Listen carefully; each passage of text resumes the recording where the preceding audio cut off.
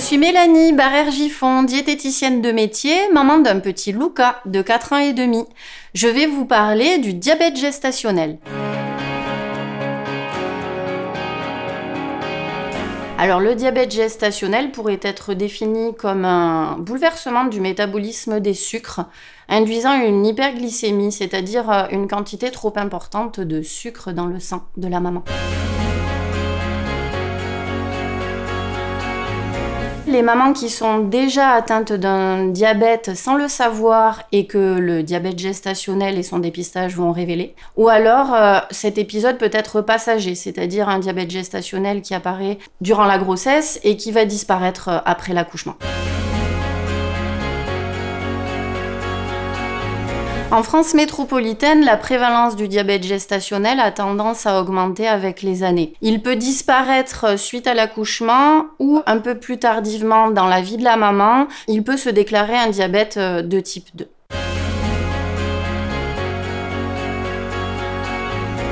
Alors le diabète de type 2 pourrait se définir par une résistance à l'insuline. On l'appelle souvent diabète insulino-résistant. Donc c'est une mauvaise captation de l'insuline par les cellules, une mauvaise utilisation. Ou alors, il est vrai que le pancréas peut aussi sécréter toujours de l'insuline, mais en quantité insuffisante.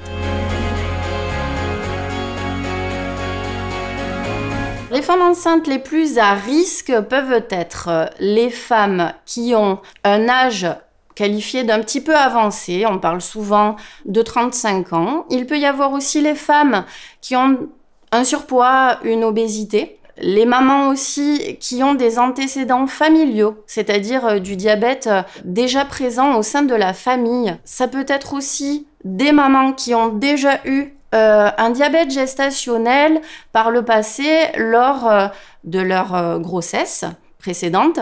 Et puis aussi les mamans ayant connu une macrosomie fœtale, c'est-à-dire un poids de naissance dépassant 4 kg.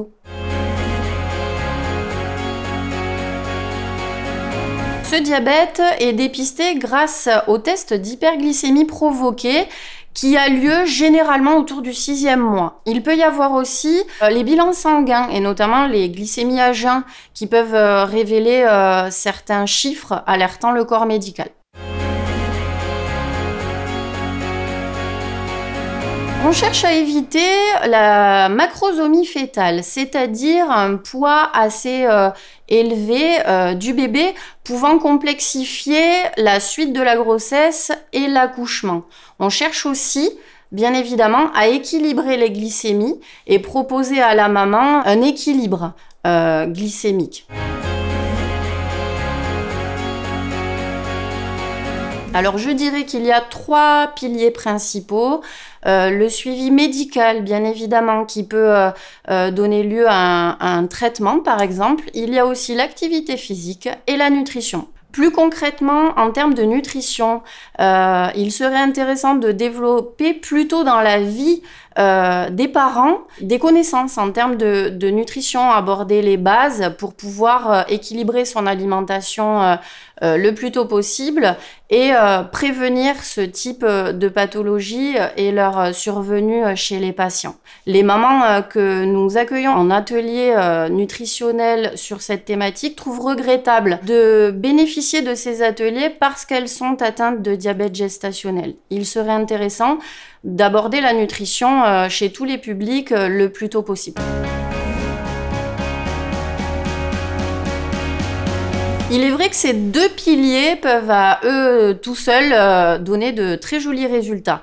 En termes de nutrition, on peut aborder avec ces mamans tout simplement l'équilibre alimentaire au sens large, c'est-à-dire comment équilibrer ses repas, retravailler autour des choix des aliments, les aliments à privilégier, à mettre au quotidien, ceux à éviter, à consommer en fréquence un petit peu plus modérée.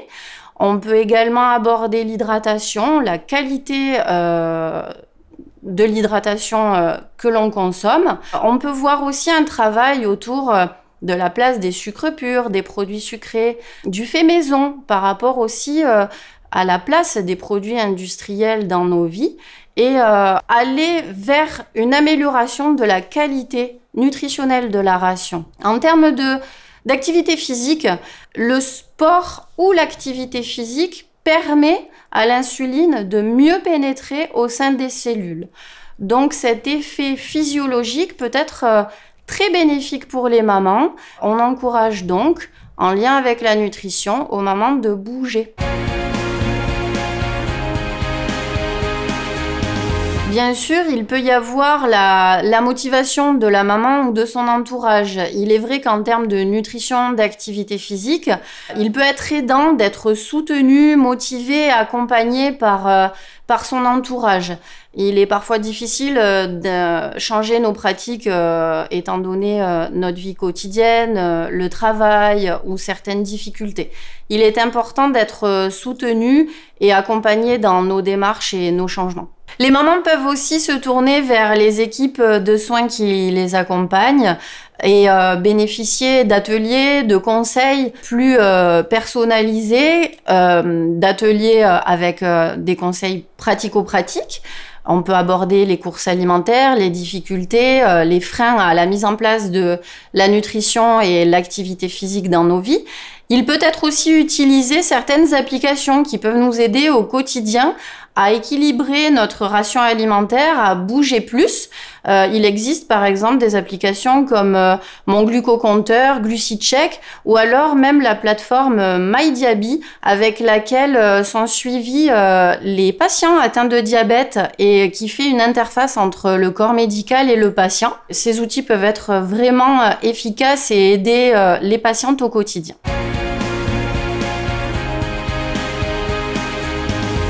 Je me mets souvent à la place des mamans que nous accueillons et j'imagine que ce diagnostic et cette démarche vers ce test d'hyperglycémie provoquée peut aussi bouleverser une situation qui déjà est un petit peu déstabilisante. On connaît dans le parcours de la grossesse plusieurs tests qui nous permettent de poser des diagnostics. On est déjà en train d'être vigilant sur certaines thématiques comme la toxoplasmose, l'hygiène alimentaire. Il peut y avoir d'autres bilans, d'autres explorations et celui-ci se rajoute. Il représente selon moi un facteur un petit peu anxiogène.